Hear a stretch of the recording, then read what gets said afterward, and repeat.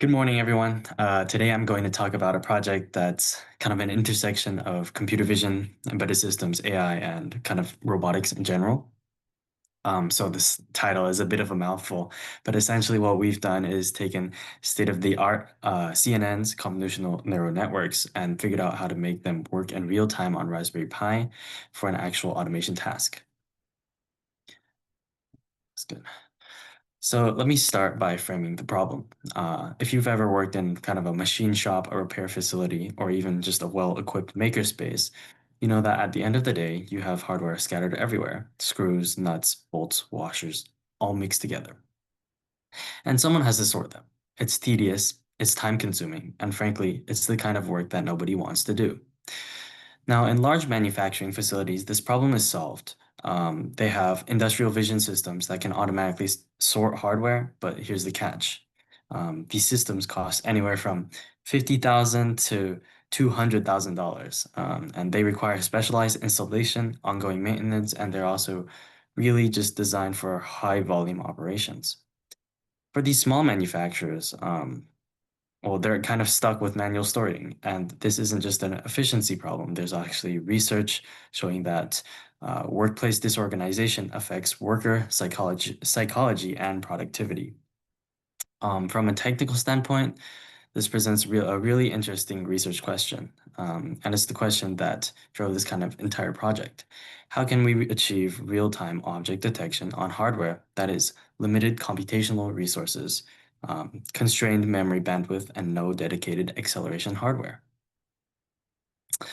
Now, there's been a lot of work on lightweight CNN architectures like MobileNet, EfficientNet, and the YOLO family. But what we notice is that most of the work focuses on isolated model performance, and people benchmark only the inference speed and they report accuracy, but they don't look at the complete system. So they don't ask kind of what happens when you actually deploy this in a real application with pre-processing, with mechanical actuation, with all the messy details that happen in the real world. That gap is kind of what we wanted to address. Our contribution is a kind of systematic evaluation of multiple CNN architectures for a kind of vision system. And we look at trade-offs between accuracy, latency, power consumption, and deployment constraints. All right, so before I get into kind of the nitty-gritty, let me give you the big picture of what we built and what we achieved. So we set ourselves some pretty strict constraints going into this. First, we wanted to keep the total system under $300. We're talking kind of commodity components you can order from Amazon or standard suppliers. Second, we needed at least 5 frames per second for responsive operation. And then third, we had a target of 85% mean average position. And critically, we said no to kind of external acceleration, like no Google Coral TPUs, no Jets and Nanos, just Raspberry Pi. So we achieved kind of a system that came in at about $273, and we were hitting kind of 125 millisecond inference times, which gave us around 8 frames per second. We did achieve 91.5% mean average precision, which was pretty high above our target, which is good. And in end-to-end testing with actual physical sorting operations, we're at 90% accuracy. So why does this matter? Because what this demonstrates is that optimized lightweight CNNs can actually achieve performance suitable for practical automation tasks on embedded platforms. We're reducing the barrier to entry by roughly 2 orders of magnitude compared to industrial alternatives, and this is kind of a system you could actually deploy. So let me walk you through how this system was actually built. All right, so starting with the vision acquisition system, we're using a Microsoft Lifecam Studio. It's kind of an old webcam. It's $60 and it captures frames at 1080p, 30 frames per second over USB 2.0. We mount it vertically looking down at the sorting bed, and we've set up a controlled environment with a black ABS background to give us kind of consistent reflectance properties. I'll show pictures on the next slide.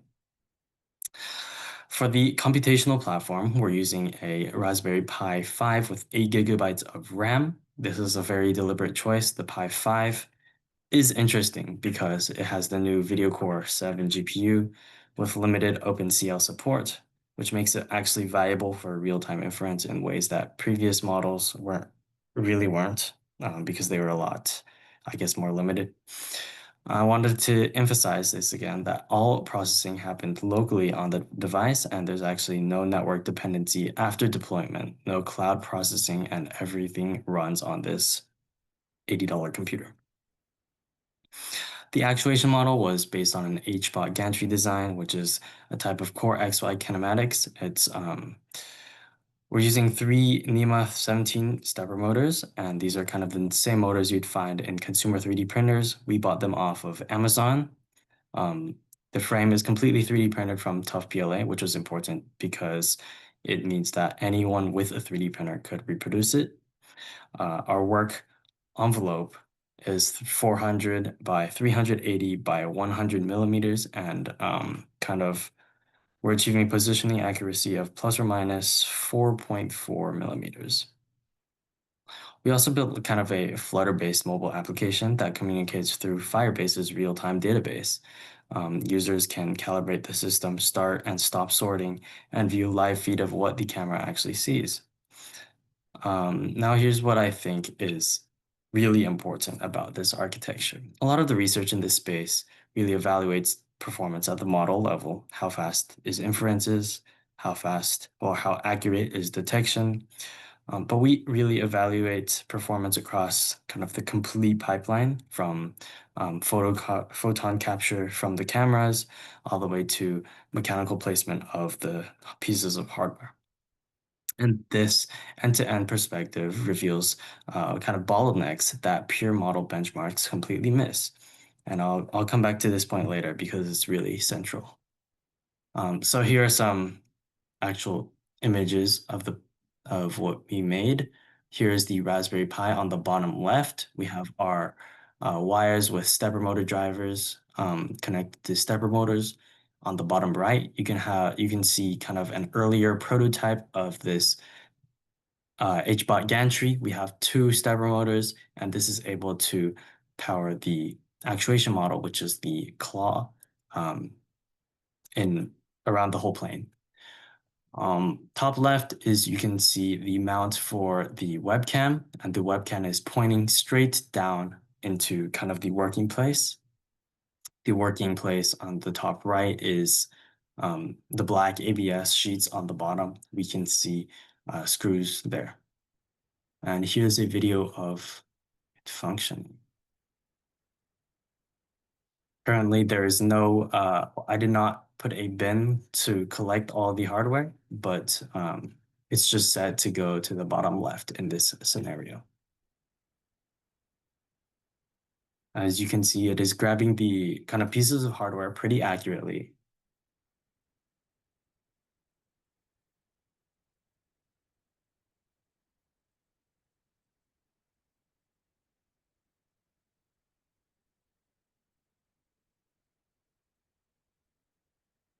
Yeah, okay. I think you get the gist. All right, so we'll go over the image processing pipeline now. Before any image kind of reaches our model, our CNN model on the Raspberry Pi, it has to go through a carefully designed pre-processing pipeline.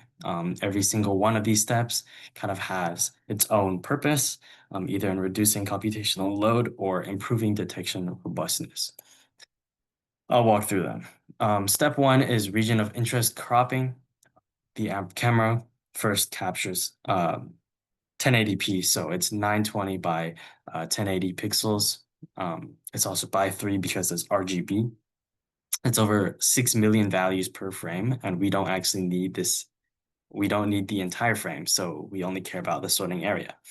We crop this to about a 440 by 420 pixel region centered on the work area, and this reduces our data by a factor of 11, so from 6.2 million values down to 550,000. You might think that, okay, that's just a minor optimization. But here's why it matters. The Raspberry Pi has limited memory bandwidth, and even every unnecessary pixel costs time in memory transfer and processing. And this kind of single optimization reduces per frame memory transfer from about 25 megabytes down to 2.2 megabytes. And that is quite big, especially when we are repeating this kind of process over and over again. Step 2 is Gaussian blur with a 3x3 kernel. Webcam sensors have inherent noise, especially in lower light conditions, and because this model is an older version of webcam. Gaussian filter is a low-pass filter that actually attenuates high-frequency sensor noise.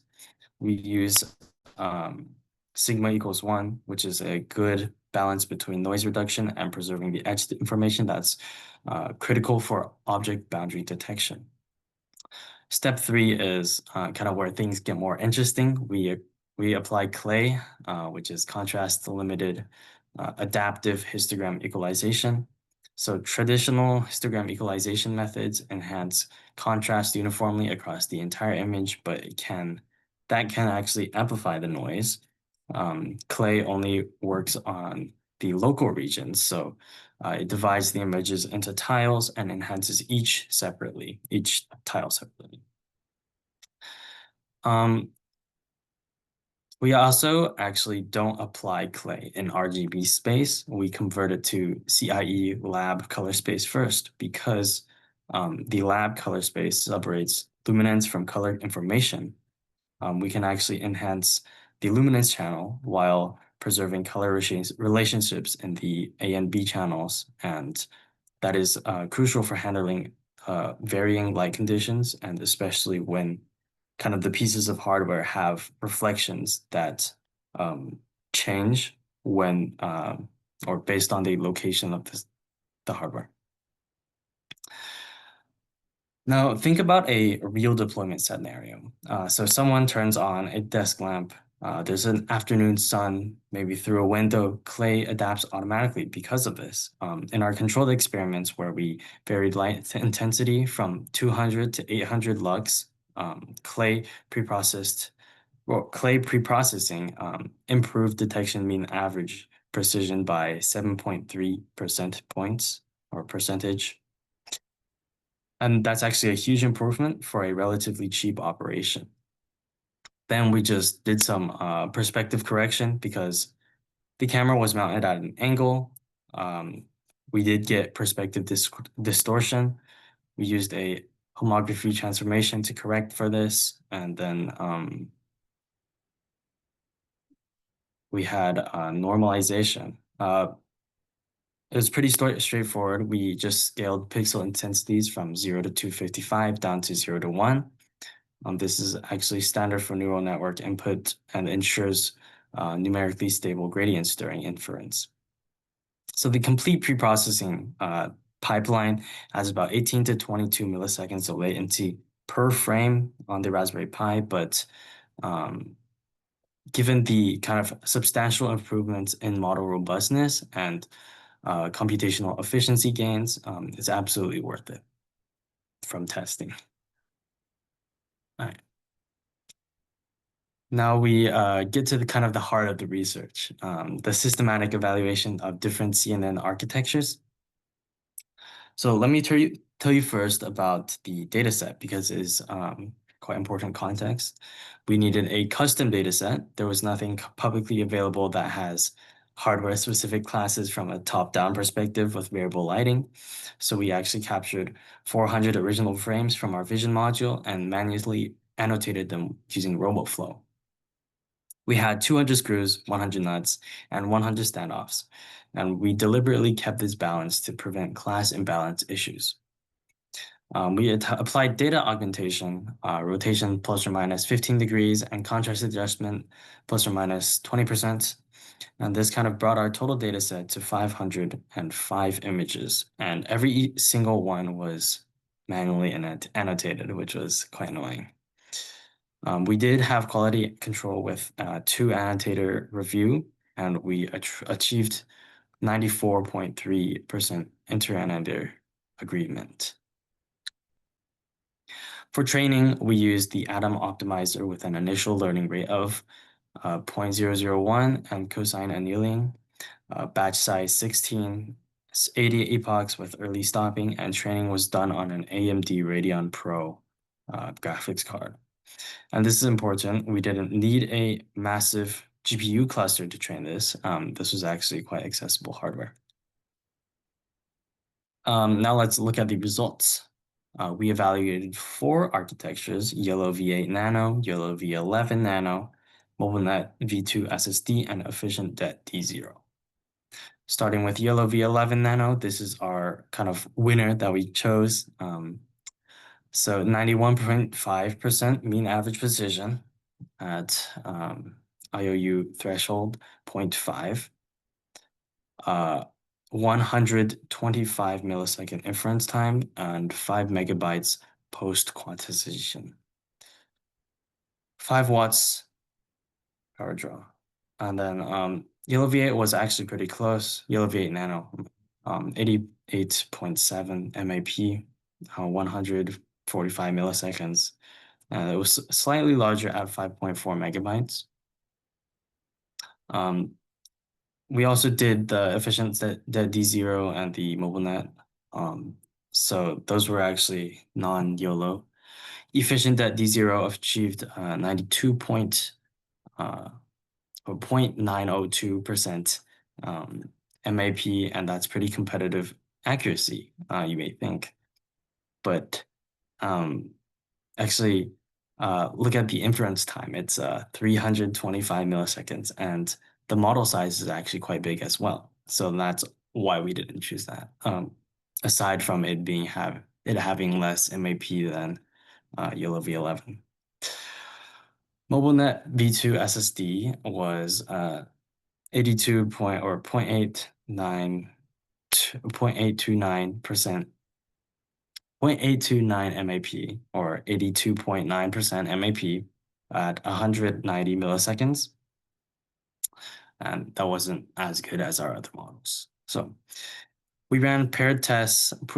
We ran paired t-tests comparing YOLOv8-Nano against each alternative in our test set, and all differences were statistically significant at p less than 0.01.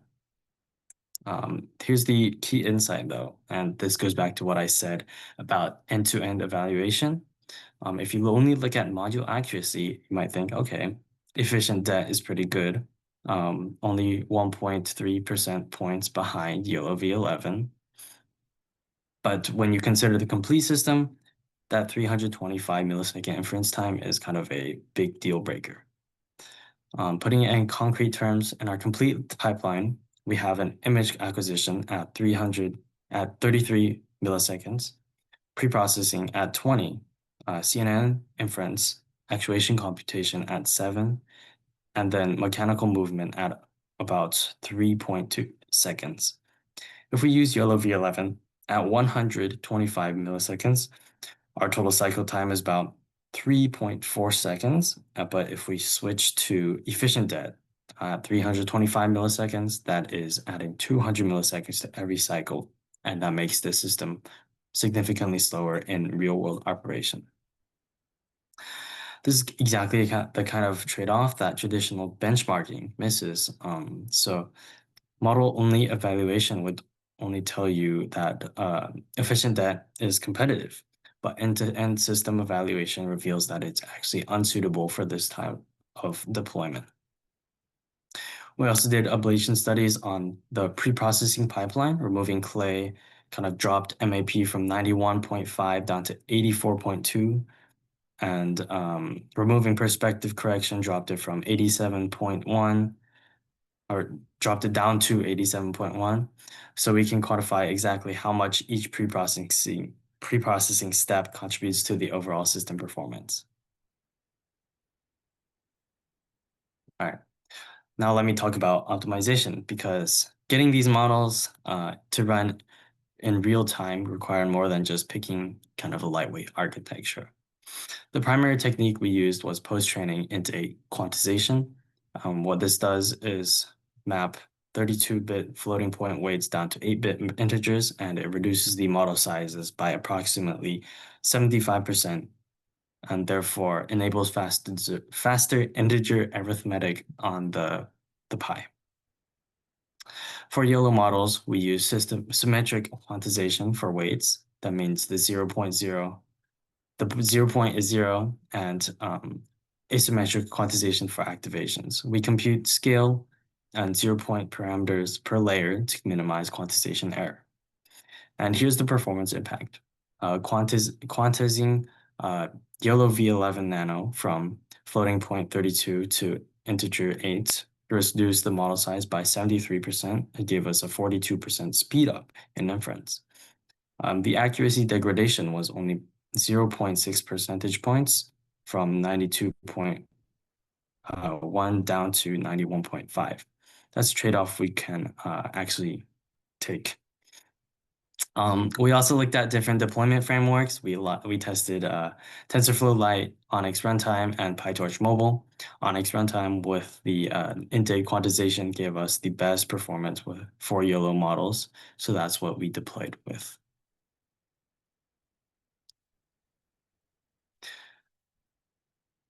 All right, now let me break down the complete system performance because this really illustrates the point I've been making about end-to-end evaluation. Starting with the pipeline latency breakdown, image acquisition takes 33 milliseconds, and that's just the camera frame rate at 30 FPS. Pre-processing adds 20 milliseconds. CNN inference is the big one also at 125 milliseconds. So actuation computation, transforming bounding box coordinates to robot coordinates and path planning, that's only 7 milliseconds, and the mechanical movement dominates kind of the whole timing scenario with about 3.2 seconds, depending on how far the screw is away. And the total cycle time was approximately 3.4 seconds per object, and that translates to 18.6 parts per minute, or over 1,000 parts per hour in continuous operation. Now let's talk about accuracy. We distinguish between detection accuracy and end-to-end sorting accuracy. Detection accuracy on our test set is 91.5% MAP at threshold 0.5. But when we evaluate end-to-end sorting, actual physical operations where we place 200 pieces of hardware, we get 90% accuracy. That kind of 1.5 percentage point gap is attributable to mechanical errors. Our gantry has a maximum positioning deviation of 4.4 millimeters with a standard deviation of 2.5. And we get gripper failures on damaged or irregular hardware, and that's about 2.3% of errors. And we occasionally get misclassification, about 1.5%. In terms of power, the whole system draws 11 to 13 watts during active sorting. And comparing that to industrial systems that typically consume 500 watts or more. For a typical small shop with about 500 mixed pieces, complete sorting takes under 30 minutes. And that's actually a pretty compelling value proposition when you consider the system costs under $300. All right, so now let me be honest about what didn't work perfectly, because I think it's important to address these. First, research constraints. The Raspberry Pi 5 is significantly better than previous generations, but it's still fundamentally limited compared to a dedicated GPU platform. CPU-based inferences is also inherently slower than GPU-based or TPU-based. And we've addressed this through kind of aggressive pre-processing optimization, and lightweight architecture selection, but we can't eliminate it entirely. Second, overlapping objects became an issue. This is our probably biggest current limitation. When hardware pieces overlap with more than about 40% occlusion, our performance degrades significantly. The single frame detection approach lacks temporal context to resolve ambiguous configurations. In our testing, we saw a 12.8% increase in false negative rate for overlapping objects compared to isolated objects. This is also this is a known implementation that we are trying to work on, or we are working to address. Third is mechanical precision. Our 3D printed gantry has backlash in the kind of belt-driven axes because of stretching. The plus or minus 4.4 millimeter hard positioning accuracy is acceptable for M3 through M6 hardware, but it would be insufficient for kind of smaller components like M2 or M1.6. Future work with precision linear rails could potentially reduce this to plus or minus 1 millimeter. Fourth is our lighting sensitivity because despite us having clay pre-processing, extreme lighting conditions like direct sunlight, deep shadows still cause performance degradation. Controlled lighting would actually improve robustness, but that increases system cost and complexity. It's like a trade-off. Finally is class scalability. Our current 3-class model is really a proof of concept. Scaling to 20 or more hardware types would require a substantially larger data set, and we estimate around or at least 2,000 images. We'd probably need a larger model variant like YOLOv8 small or medium, and inference time would likely increase to 250 or to 300 milliseconds. And this is kind of a fundamental trade-off between classification, granularity, and real-time performance. The model is also trained exclusively on specific hardware types under controlled background conditions. So performance on completely different hardware geometries or backgrounds would require complete retraining or transfer learning. So where do we go from here? First, we have temporal tracking. In like implementing Kalman filtering or modern multi-object tracking algorithms like ByteTrack or BotSort would help us handle overlapping objects much better. By maintaining object identity across frames and using motion prediction, we can estimate we improve accuracy by around 4 to 6 percentage points in cluttered scenes. Second is hybrid architectures. We could potentially combine efficient DATS feature pyramid network with YOLOv8-11's kind of anchor-free detection head. And this would require custom architecture implementation and neural architecture search for optimal layer configuration. But we think it could achieve 93 to 94% MAP at 150 to 180 milliseconds.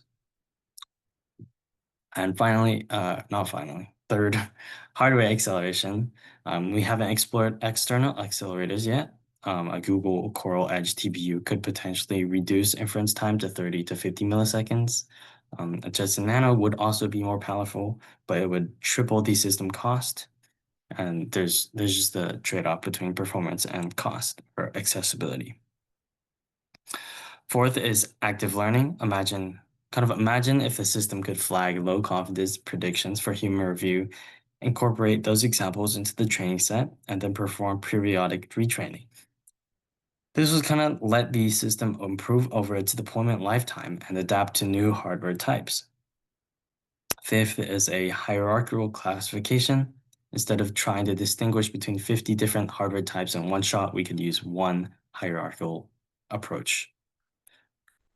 Finally, we have transfer learning to adjacent domains. The methodology we've currently developed here generalizes kind of pharmaceutical pill sorting, electronic component classification, recycling material separation, agricultural produce grading. All of these are kind of small object sorting tasks that could benefit from this approach. And investigating transfer learning efficiency across these domains represents kind of valuable future work.